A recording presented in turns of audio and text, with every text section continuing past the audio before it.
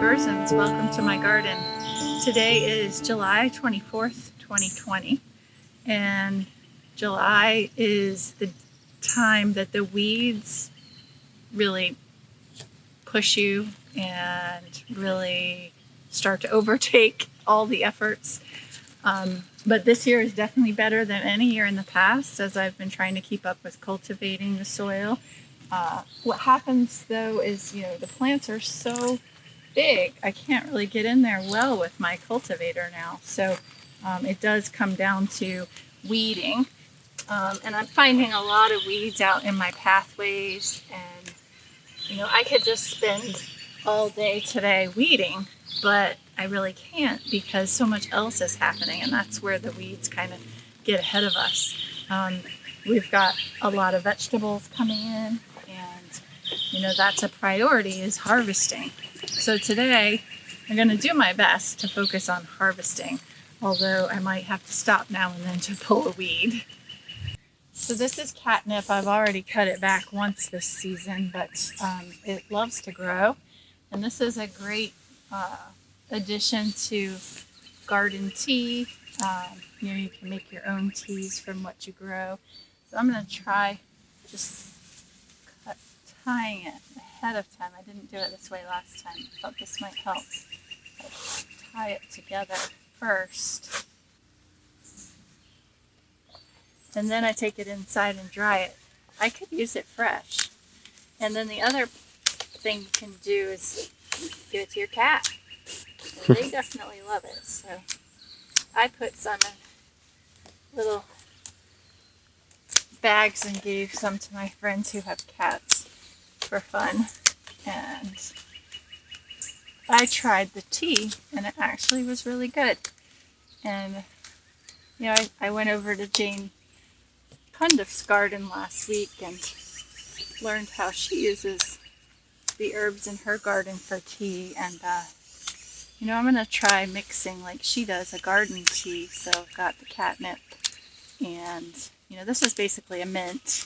Catnip is. I've got other types of mints. I've got lemon balm and aniseseep, which has a licoricey flavor. So I think if I sort of blend all that together, it will taste pretty good. And we can also put it in fresh and just put it in the fridge and let it sit for a day or so, and then drink that. Sort of a cold steep.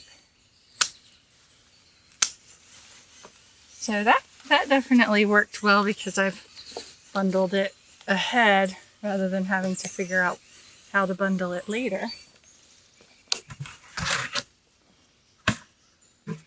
I'm learning to keep lots of buckets with me these days for whatever I harvest, and then my weed buckets that I take up to the chickens.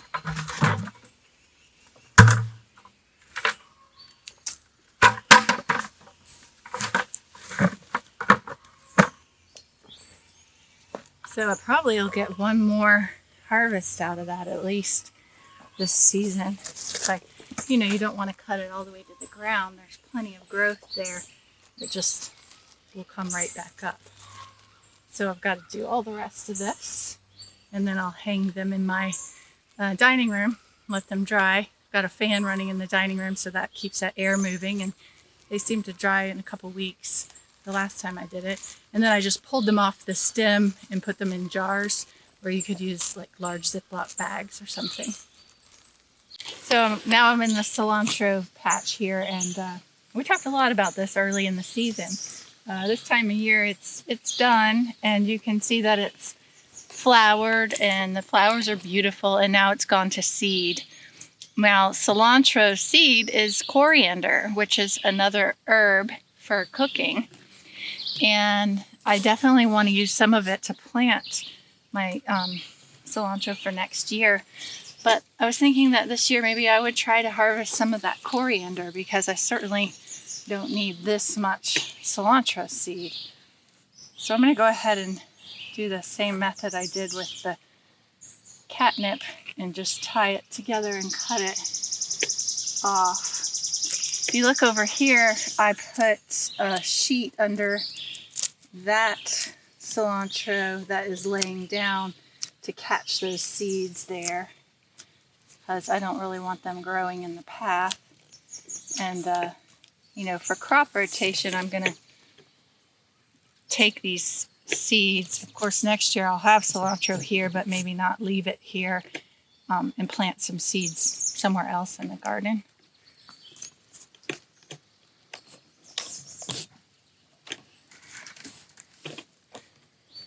I'll have plenty of cilantro seeds to share, and plenty to use as coriander, plenty to plant.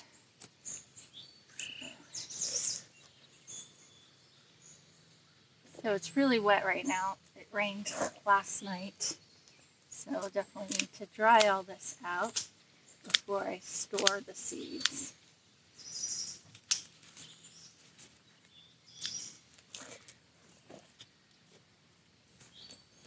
When I was in my 20s, I worked in a restaurant out in Colorado. That's a Southwest restaurant.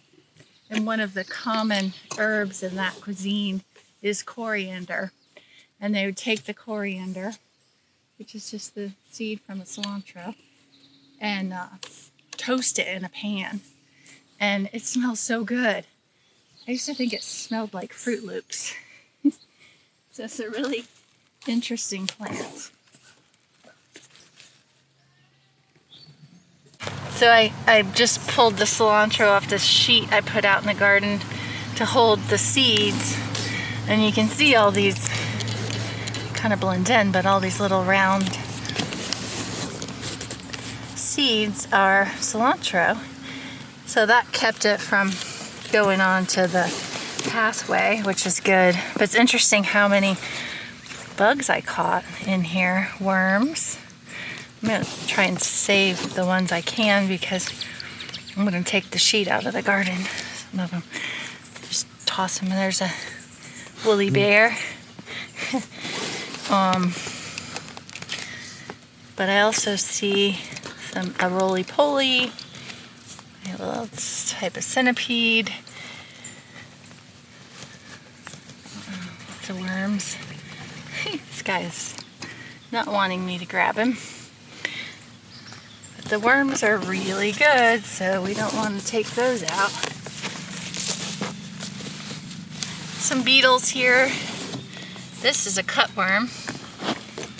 And I also see some rodent droppings. And do you know I've been fighting those rodents this year? I think it's chipmunks. I'm not positive. But I can see that they've been in here.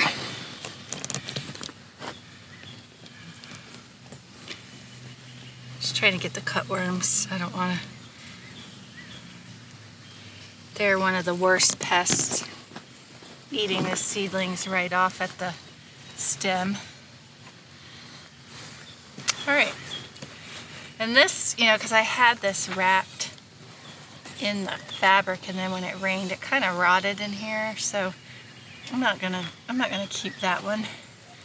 So I'm just gonna take this and take it out of the garden, shake it somewhere out in the woods or something. So I've been coming to the garden and realizing I need a bucket, and then I got to go up the hill and get a bucket, and I'm like, why am I not keeping the buckets in the garden where I need them? So I learned something. I'm moving the buckets to the garden and storing them here, because today I need lots of buckets. I'm going to go over here and grab the zucchini. Whew, these zucchini got large. That's the thing anyone who's grown zucchini knows. It only takes a day or two for them to get out of control. But I actually like them when they get large like this. I've been using a spiralizer and making zucchini noodles. And they're actually very filling, tasty, healthy, low calorie. So I'll show you how I do that. The other thing I'm doing is just making a big batch of them and putting salt on them to get the extra liquid out, and then freezing them. and putting them in Ziploc bags so that I can add them to soups during the winter. And they're really good that way. Good way to preserve the harvest. I also grate zucchini and save it in 2-cup batches in the freezer for baking zucchini bread. So I grow a lot of zucchini because I use it year round. This is a large one. One drawback to letting them get this large is you'll see when we do the noodles is they do get, the seeds get larger. And some people like that, but some people don't. The texture is a little more mushy, and that's part when there's a lot of seeds, or large seeds. So when I harvest, you got this part right here. I'm just cutting the stem and just being careful not to cut the plant.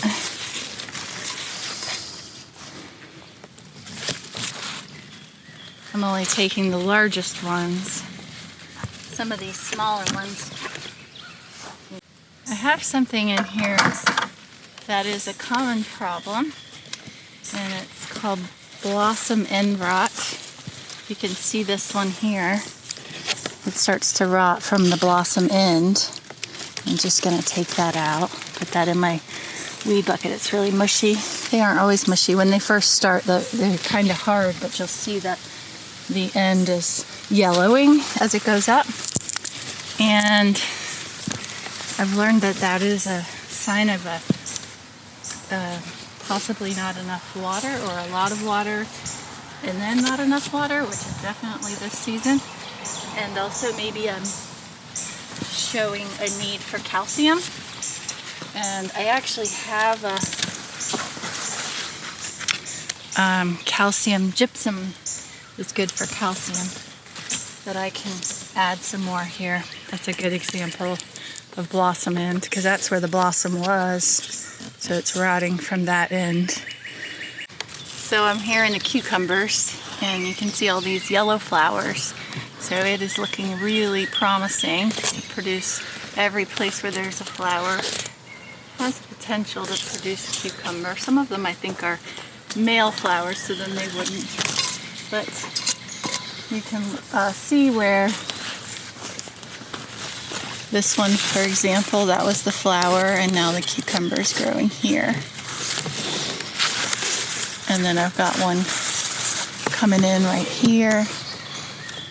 And some of them you can tell, I guess, is that they're male flowers because there is no, like, it's just a stem here, and then you can tell there's no fruit right there, where others right away seem to show the fruit. That's just me thinking. I don't know for sure. It could be wrong. But I put the flowers right in front of the cucumbers, the zinnia flowers, to bring the pollinators, the bugs that are flying around, to help me pollinate these cucumbers. And I don't wait for them to get too large like I do with the zucchini, because these are pickling cucumbers.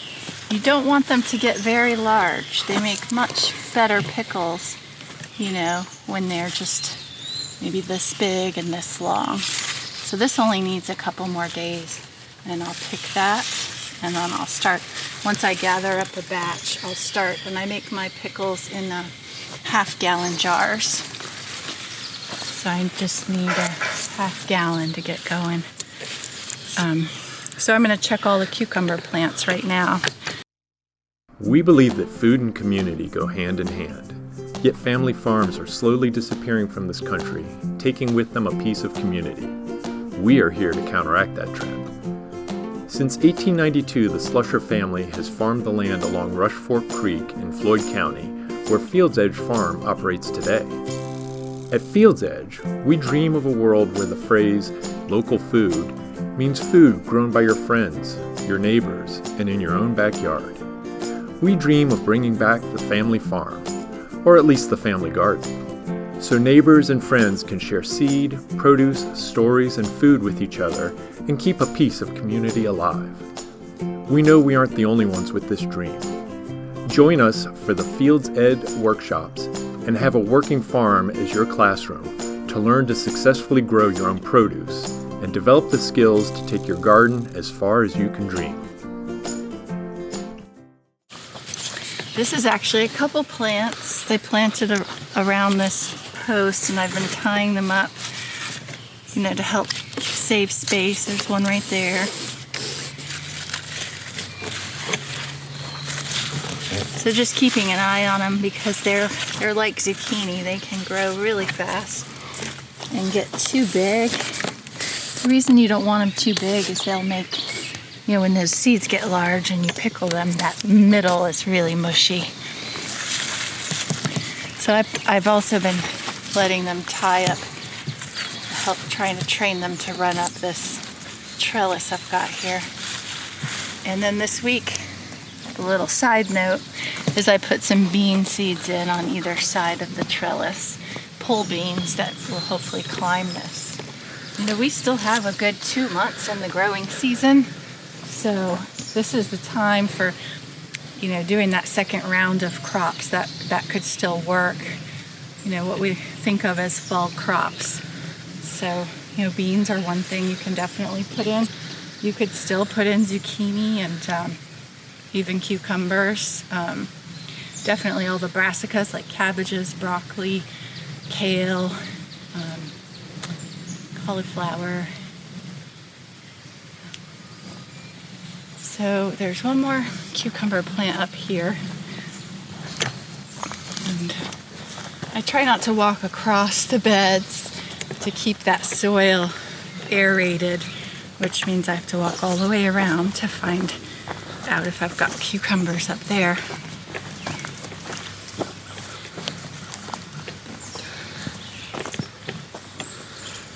And they get wet. Oh, there's one right here. This is a pretty good size. I could let it get a little larger, but I actually like pickles that are tighter like that. There won't be any seeds in there. It'll be much crisper. So I'll let it go for a day or so, and then it'll be time to pick that one. And then I have one more spot. Ideally, you would have all of your cucumbers right next to each other, so you wouldn't have to walk all over the place, but I'm trying to put them where they can climb. They don't, but you can see over there it's getting to the top of the fence, so I'll just kind of train it to come back down and fill in this fence area. It's easier to find them when they're vertical. If they're on the ground, sometimes you miss them. They hide under all the leaves here. There's one over here that's ready. So I'm going to go ahead and take it. That's a good size right there. Doesn't that look like a pickle?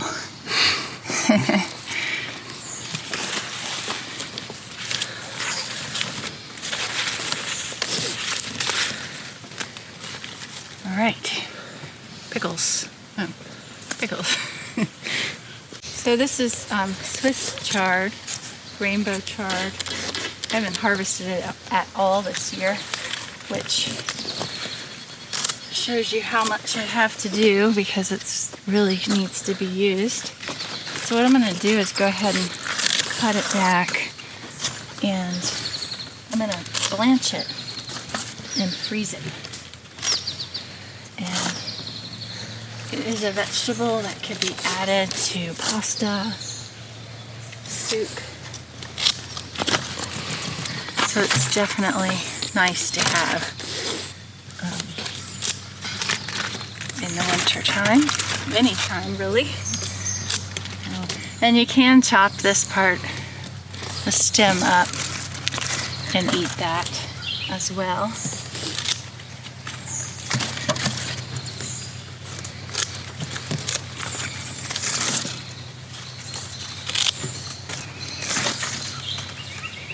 These that, have been kind of rotting on the ground, I'll put in my weed bin and feed those to the chickens.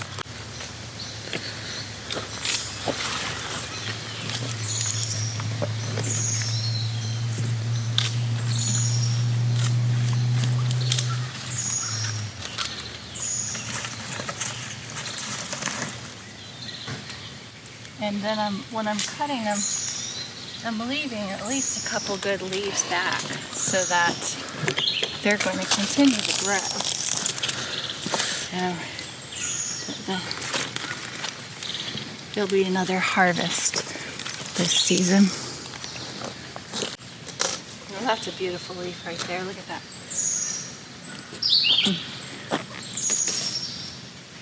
And it's rainbow chard because it's got lots of colors here. Got a red one. It's kind of white. The one I just picked was more yellow. It's a decorative plant, actually. It is used sometimes in landscaping. If you wanted to plant something that you could use as landscaping and also eat, it's a good option.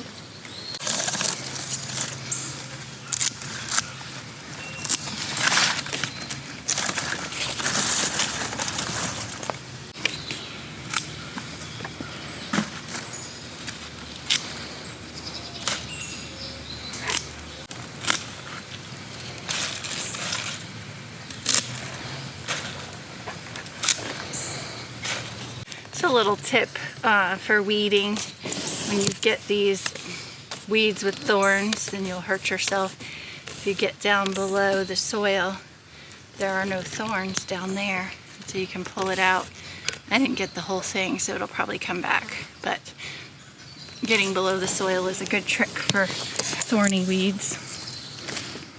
So for today's harvest, I'm also going to take the kale down to just a couple leaves. Kale is another great plant for just being prolific throughout the season and super hardy. So it's also my go-to green, I've mentioned before, for smoothies. And I can show you how to make a smoothie with it. But I like to put it up, freeze it for the winter so that I can continue to have my green smoothies even when it's not in season. And it saves a lot of money. You know, a bag of kale is $3 or something. So the more that I can freeze, the more money I save. Also, this time of year is great for putting new kale plants in. So I'm gonna do that this week.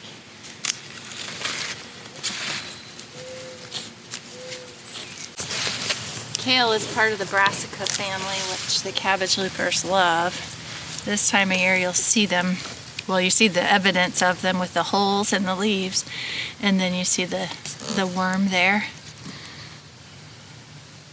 So planting new ones this time of year is also good just because you've got all those worms everywhere. Chickens love them, so when I find them I put them in my chicken bin. There's a whole bunch in here, so when I'm washing them, usually pick them off, and also, well, blanching and freezing them also will take care of those, but try to get as many off as I can when I find them.